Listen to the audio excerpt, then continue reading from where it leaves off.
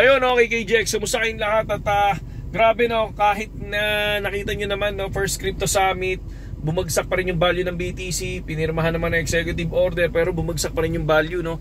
So basahin natin yung news ng March 7 no, tingnan lang natin. APnews.com no, sabi dito, March 7, Estados idinaos ng Pangulong Donald Trump ang kauna-unahang crypto summit, 'di ba? So ipinahayag din nila yung suporta nila no pagdating sa cryptocurrency at gawing leader ang Estados Unidos sa cryptocurrency sa industriya na to.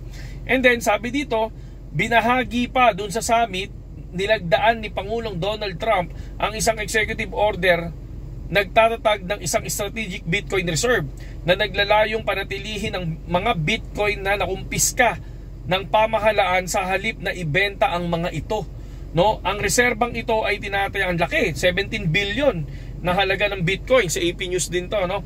And then sabi dito, bukod dito ipinahayag din ng Treasury Secretary Scott Bessent ang potential ng stablecoin, no? Isa din to sa gagawing reserve. Okay, stablecoin. So USDT, mas basta stablecoin. Sama si Pi doon, stablecoin.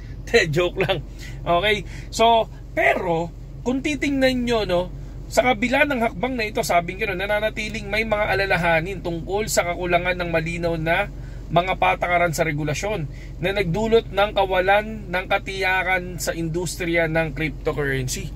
So parang nagkaroon niya ng crypto summit pero hindi naman pinaliwanag doon kung paano yung strategy na gagawin, di ba? So ngayon, tingnan naman natin dito naman sa Bitpinas, sabi dito, tingnan nyo ha. Kakulangan ng detalye sa plano ng pamahalaan. Ayan. Kahit na inanunsyo ni Donald Trump ang strategic Bitcoin reserve, walang malinaw na plano kung paano palawakin ng pamahalaan ang reserbang ito.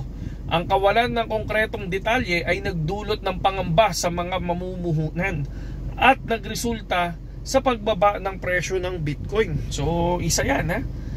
Tapos ito naman sa may The Times, no? Pag-aalinlangan sa pagtanggap ng pamahalaan sa cryptocurrency.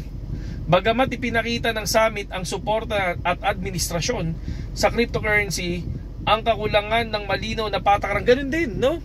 So, puro yun yung mga nakita nila, no?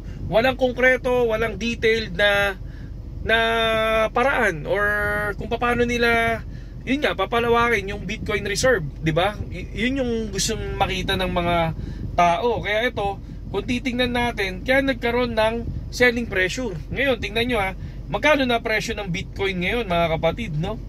I think 85,000. 85,000 na ang presyo ni BTC mga kapatid, no? 85,900 or kung napanood nyo yung mismong video natin kahapon mga kapatid, meron tayong TA dyan ha. Meron tayong TA, meron tayong hinahawakan na support and resistance. Panoorin nyo yung video na yun, at least kahit pa paano makikita nyo kung saan tayo papasok. Okay? So, rejected si 89,700 kagabi, kung mapapansin nyo, no? And then ngayon, bigla siya bumaba ng 85,900. Possible, baka makuha si 84,500, di ba? And then yung TA natin kay Pi, no? May TA tayo kay Pi. Nilagay natin to sa ating Facebook account, no? Sa Crypto Tambay, no? Ito yung TA natin sa Pi, okay? Ang support natin kay Pi is 1.76. Okay? And then, pag nabasag si 1.76, ayun, ang next support natin is 1.62. Okay? So ngayon, sa resistance naman natin, ito yun. So, nandito yan sa may Crypto Tambay, no? Resistance natin, 1.83 to 1.85. And yung pinaka solid resistance natin, no? Sana makuha to, $2 and 2.10. So pag nakuha to si $2 and 2.10, nalagpasan nila to, possible kunin na yung 2.6. Possible lang ha. So syempre kung mag 2.4, mag 2.5, good profit na yun. Okay? So yun lang, sa mga gustong pumasok dun sa Telegram natin mga lodi, dun sa mga iba't ibang altcoins, no? Solid yung Pipin na binigay nating TA kahapon, si Pipin. Ang ganda ng lipad, no? Halos yung iba naka 100%, 72%. So yun lang. So pasok lang kayo sa Telegram at para at least kahit pa paano, di ba? Mas makuha nyo yung mga ibang TA doon. Hindi lang pa, hindi lang Bitcoin, no?